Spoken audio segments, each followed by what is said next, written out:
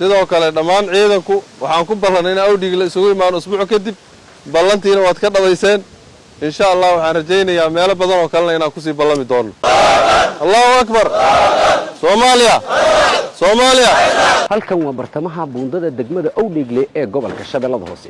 geesiyada ciidanka xoogga dalka Soomaaliyeed ayaa halkan argagixisada ka saaray kadib maalmo ay markaasi gabaad ka dhiganayeen Awdheegle waxa soo gaaray wafdiga horkacaya taliyaha ciidanka dhulka xoogga dalka Soomaaliyeed Sariyo Guuto Sahal Cabdullaahi Cumar wafdiga taliyaha waxa qayb ka ahaa gudoomiyaha gobolka Shabeellada Hoose Ibrahim Aadan Cali Najax iyo sidaas oo kale wasiirka amniga gudaha dawlad goboleedka Koonfur Galbeed Soomaaliya Xasan Cabduqaadir wafdiga marka ay halkan soo gaareen kadib waxay kormeer iyo indhayn ku sameeyeen goobo dhowr ah oo ka tirsan degmada Awdheegle ee gobolka Shabeellada Hoose si gaar ah waxay u soo booqdeen buundada degmada Awdheegle iyo sidaas oo kale xaafado kamid ah degmada Awdheegle oo ay markaasi dab qabadsiiyeen isla markaasna ay burburiyeen argagixisadii maalmaha halkan gabaad ka dhiganaya taliyaha ciidanka dhulka xoogga dalka Soomaaliyeed Sariyo Guuto Sahal Cabdullaahi Cumar General Khalid oo maanta halkan soo gaaray ayaa waxa uu dhiirigeliyay geesiyada ciidanka xoogga dalka Soomaaliyeed iyo sidaas oo kale ciidanka qaybta ka ah howlgalka ee markaasi ka socday dawladda Uganda waxa uu ku dhiirigeliyay geesinimada ay muujiyeen iyo sida cadawga ay markaasi Awdheegle kaga ciirsadeen